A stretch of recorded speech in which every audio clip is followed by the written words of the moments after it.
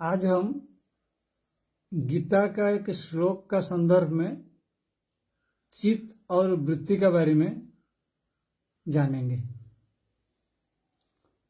गीता का एक श्लोक लेते हैं, उद्धरेत आत्मनात्मनं नात्मनं अवसादयेत न आत्मनं अवसादयेत आत्मेव ह्यात्मनो बंधुरात्मेव रिपुरात्मनः। अर्थात श्री कृष्ण अर्जुन को बोल रहे, अर्जुन तुम संसार में अपने आप को उद्धार करो, तुम ही अपने आप को उद्धार कर सकते हो। अपने आप को कभी अवसाद में, विषाद में मत डालो, अधोगमन या अधोगति में मत डालो, जिसको बोलते हैं डिप्रेशन, डिसअपॉइंटमेंट, कंफ्यूजन, इसमें मत डालो अपने आप को। क्लैरिटी में ले लो अपने आप को।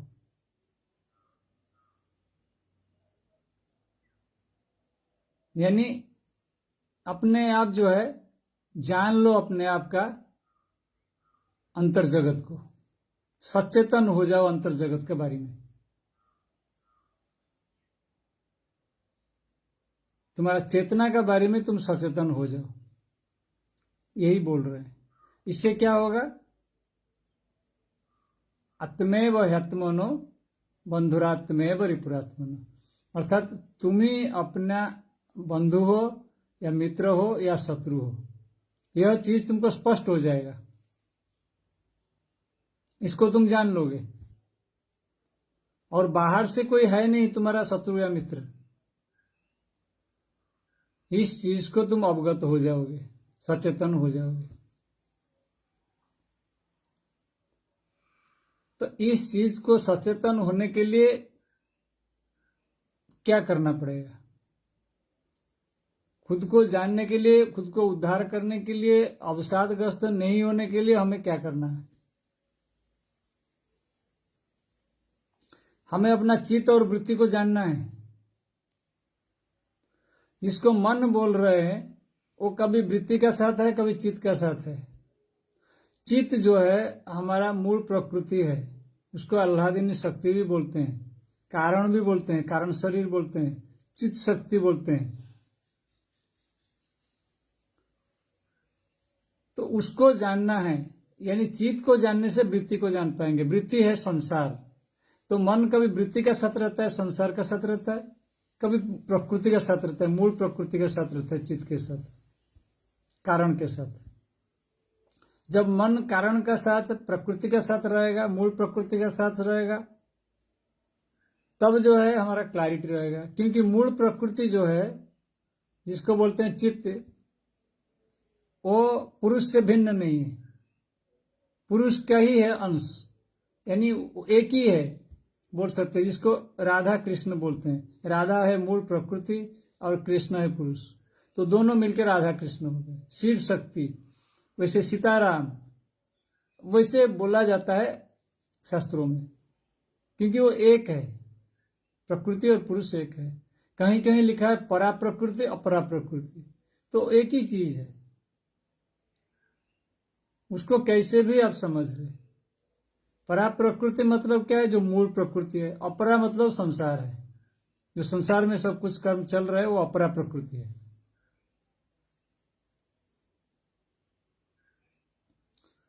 तो मन हमारा कैसे उद्धार होगा? आत्मा को उद्धार करना मतलब क्या है? मन को ही उद्धार करना है। जो मन जो है संसार का साथ जो फंसा हुआ है, उसको प्रकृति के साथ चलाना है, मूल प्रकृति के साथ चलाना है। यही है असल चीज। तो यह समझना है। तो इसमें शब्दों में नहीं उलझना, कंफ्यूजन नहीं करना है इसमें। बहुत लोगों को जो है चित्त और मन का जो शब्द है उसमें कंफ्यूजन होता है। चित्त को आप मूल प्रकृति समझें, जो वृत्तियां हैं वही उसको जो है मन संसार है, वो मन संसार में रह सकता है या प्रकृति में रह सकता है, ऐसे समझिए।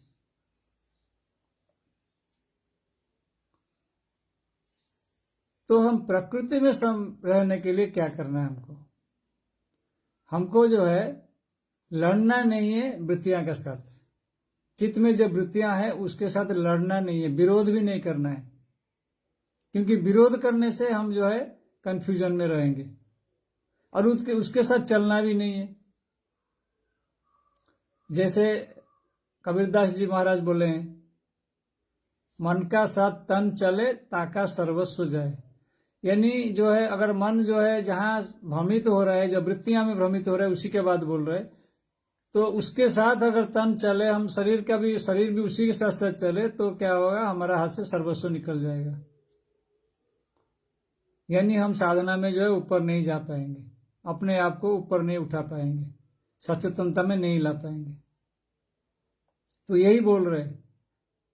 तो इसका मतलब जो है स्पष्ट है कि हम जो है संसार का साथ में, वृत्तियों का साथ में नहीं बह जाना, और वृत्तियों को विरोध भी नहीं करना है। वो बात तो बोले नहीं, उसमें अलग जगह में बोले होंगे, लेकिन वृत्तियों का विरोध करने से भी समस्या है, क्योंकि विरोध हम कर ही नहीं पाएंगे। कोई सूक्ष्म चीज है वो, उसको विरोध नहीं कर सकते हम। विरोध करने से भी उलझ जाएंगे, क्योंकि एक दूसरे का अपोजिट है। सुख दुख जैसा है, एक दूसरे का अपोजिट है। हम सुख पाने की कोशिश करेंगे तो दुख मिलेगा ही मिलेगा। इसलिए हमको निष्पक्ष होकर रहना है, बीच में रहना है, मध्य में रहना है, ना उसको विरोध करना है, ना उसके साथ चलना है। विटनेस इसको बोलते हैं, साक्षी स्थिति में रहना है, दृष्टा बनना है, देखते रहना है, उसके साथ भी नहीं चलना है, उसको विरोध भी नहीं करना है। यही एक स्थिति है जिससे चित्तवृत्ति ही खत्म हो जाएगा, वृत्ति ही निरोध हो जाएगा, बाहर संसार चलता रहेगा और अंतःकरण में स्थिर हो जाएगा। यही एक उपाय है उसके लिए। हम अंतःकरण में हमारा प्रकृति के साथ, मूल प्रकृति के साथ स्थिर हो जाएंगे, तो मूल प्रकृति को माँ बोला जाता है, वो हमारा जत्न ले लेगा। लेकिन जब तक हम जो है उसको स्वीकारेंगे नहीं, मूल प्रकृति को बुलाएंगे नहीं, तब तक वो हमको अमृति में फंसेंगे। जैसे उदाहरण लेते हैं, जैसे माँ जो है बच्चे को खिलौना दे देती है, कुछ लुभाने के लिए कुछ चीज दे देती है, लुभावनी चीज दे देती है, तो उसको पकड़ के अगर बच्चा खेलते रहेगा, शिशु खेलते रहे, तो माँ को फिर चिंता नहीं, माँ अपना कर्म करते रहे। लेकिन शिशु जब रोता है, वो चाहता है, छोड़ देता है उस चीज को, और माँ का ही चाहता है, तो माँ को लेना पड़ता है शिशु को उठा के। तो वही है, हमको जो है हमारा मूल प्रकृति के लिए काफी जो है मुमुक्षु भाव दिखाना है। यानी हम उसी को ही चाहते हैं, माँ को ही चाहते हैं, ऐसे करना है। जैसे रामकृष्ण परमहंस माँ करके उनका जो है काली माता को जो है, वही प्रकृति है, काली माता तो संकेत है, तो प्रकृति को माँ करके उनका जो है मुंह और ओठ नाक सब छिल जाता था जमीन में, रोते थे वो। तो यानी वो माँ को ही चाहते थे। तो जो एकांत भावना से माँ को ही चाहेगा, प्रकृति को चाहेगा, मेरा बोलने का मतलब प्रकृति स्पष्ट हो जाना चाहिए, चित्त को चाहेगा, चित्त स्वरूपिणी, तो उसको वो मिल जाएगा। और माँ मिल गया तो पिता मिल गए, और उसमें कोई अलग नहीं है, वो एक ही है। राधा मिल गए तो कृष्ण भी मिल गए। बहुत लोग कंफ्यूज करते हैं कि राधा को मिलेंगे तो कृष्ण का क्या होगा, राधा मिल गए तो कृष्ण भी मिल गए, राधा कृष्ण एक ही है। इसमें कंफ्यूजन नहीं करना है, क्योंकि वो जो है एक है, उसका शक्ति स्वरूप है। संसार में आने के लिए शक्ति का व्यवहार किया हुआ है। पुरुष अपना शक्ति का जो है प्रकृति का माध्यम से व्यवहार कर रहे। जैसे एक हम उदाहरण ले सकते हैं, जैसे हम सो रहे हैं तो हम कुछ नहीं कर रहे हैं, नींद में है, या ध्यान में बैठे हुए हैं तो कुछ नहीं कर रहे हैं, मन में भावना भी नहीं है इतना, क्योंकि ध्यान में तो भावना भी ऑलमोस्ट होता ही नहीं है, कभी जीरो में चला जाता है। तो उस टाइम क्या कर्म करेंगे? कुछ नहीं। लेकिन जब हम संकल्प लेके कुछ कर्म करने के लिए उठते हैं नींद से या ध्यान से, तब कर्म करते हैं, तब हमारा प्रकृति जो है सक्रिय हो जाता है। जब हम ध्यान में बैठते हैं या नींद में सो जाते हैं, तब प्रकृति जो है हम आश्रय हो जाता है। यानी कुछ कर्म में रत नहीं रहता है, कुछ भावना भी नहीं रहता है। भावना जो रहता है नींद में, जो भावना रहता है वो जो है अचेतन में रहता है, हमें पता ही नहीं लगता है। नींद में हमारा कर्म जो है अंदर चलता रहता है, लेकिन हमें पता ही नहीं लगता है उस चीज का। कर्म तो खत्म नहीं होता है नींद में, हाँ, ध्यान में जरूर खत्म हो जाता है। ध्यान में जो है हम अकर्म स्थिति में चले जाते हैं, लेकिन नींद में नहीं जाते हैं अकर्म स्थिति में, इतना जानना है। नींद में वो चलता है पर हम अचेतन में जान नहीं पाते उस चीज को। ध्यान में जो है सचेतनता का शीर्ष में पहुंच जाते हैं, इसलिए हम उसको मतलब उसका प्रभाव में नहीं आते हैं, चपेट में नहीं आते हैं, उससे मुक्त हो जाते हैं। दो चीज अलग है। एक है हम किसी चीज को नहीं जानते हैं, दूसरा है किसी चीज को जान के हम उससे मुक्त हो गए, चपेट में नहीं आना।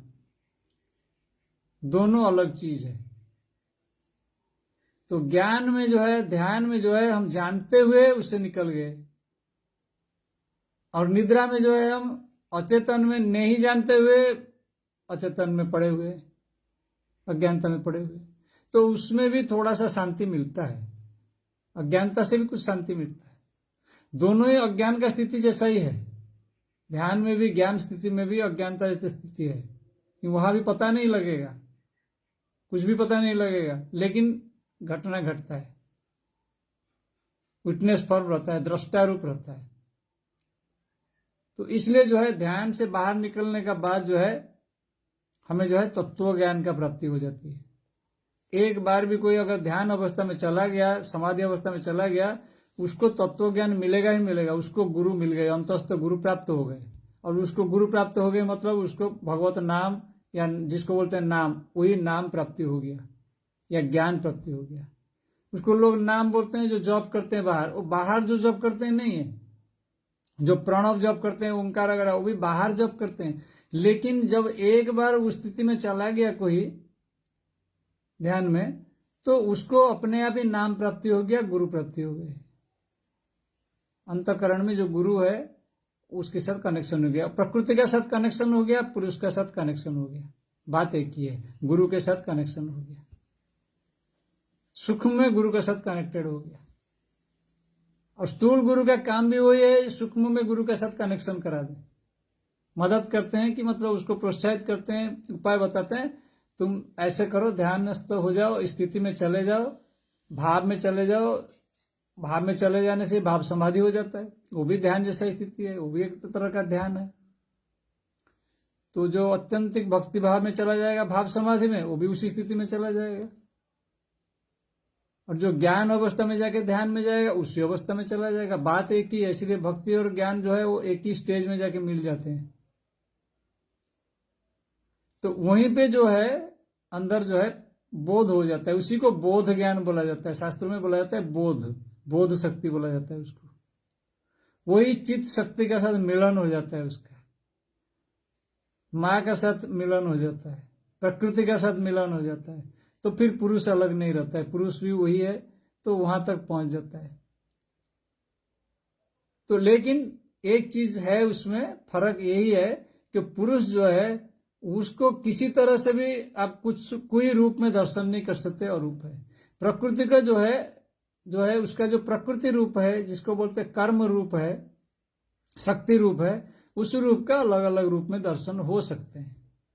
जैसे ज्योति रूप में दर्शन हो सकते हैं, नाद रूप में, ओंकार रूप में, अलग अलग नाद रूप में, अलग अलग रंग रूप में, रंग का आकार में, रूप में दर्शन हो सकते हैं।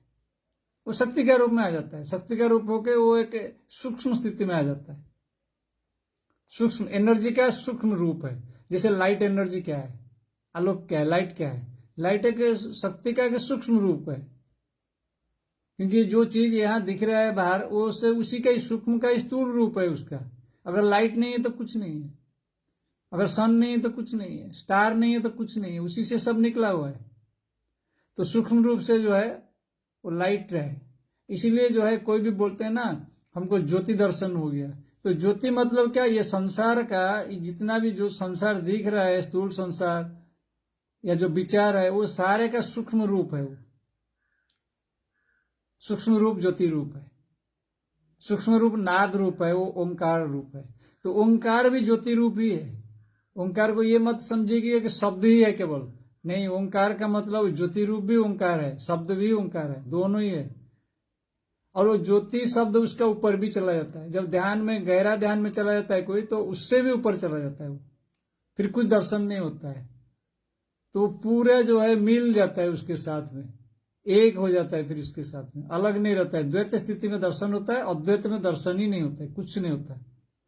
और जो बोध होता है वो पता भी नहीं लगता है। जब बाहर निकलता है तो बाहर निकलने से उसको कुछ अलग महसूस होता है, वो खुद को जान लेता है कि अलग हो गया है, उसका कुछ विहोड़ित स्थिति आ जाता है। इसलिए पागलपन जैसा स्थिति थोड़ा होता है। कभी वो नाचता है, कभी वो करता है, जैसे मीराबाई जो है, कभी आंसू बहाते थे, कभी हंसते थे, कभी रोते थे, कभी ऐसे ही। चैतन्य महाप्रभु कभी नाचते थे, करते थे। तो ऐसे ये दिखाया गया है शास्त्रों में। रामकृष्ण परमहंस भी कभी राधा के रूप लेते थे, कभी साड़ी अगरा पहन के भी नाचते थे। तो ये सब चीज क्या है, मतलब उस स्थिति में एक बार चला जाने से आदमी का परिवर्तन हो जाता है, बहुत सारा परिवर्तन हो जाता है। मन में बहुत सारा परिवर्तन होता है, चित्त में परिवर्तन हो जाता है। चित्त मतलब वही मन है, चित्त मूल प्रकृति है, उसमें क्या परिवर्तन होगा? जो मन है वही, उसी में परिवर्तन होता है। शरीर में भी परिवर्तन होता है, फिजिकल बॉडी में भी परिवर्तन होता है, कुछ ना कुछ परिवर्तन आ जाता है। तो यह जो है चित्त और वृत्ति का जो है, हम इसी तरह से हम उसको समझे, और वृत्तियों को जो है किस तरह से हम समझे, और वृत्तियों को जान जाने से हम चित्त को जान गए, चित्त को जानने से वृत्तियों को जान गए, बात एक ही है। और चित्त को जानने से, प्रकृति को जानने से पुरुष को जान गए, और जानने के लिए कुछ बाकी ही नहीं रहता है। फिर हम सचेतन हो गए, यही उसकी पूरा स्थिति है। ओम तत्सत।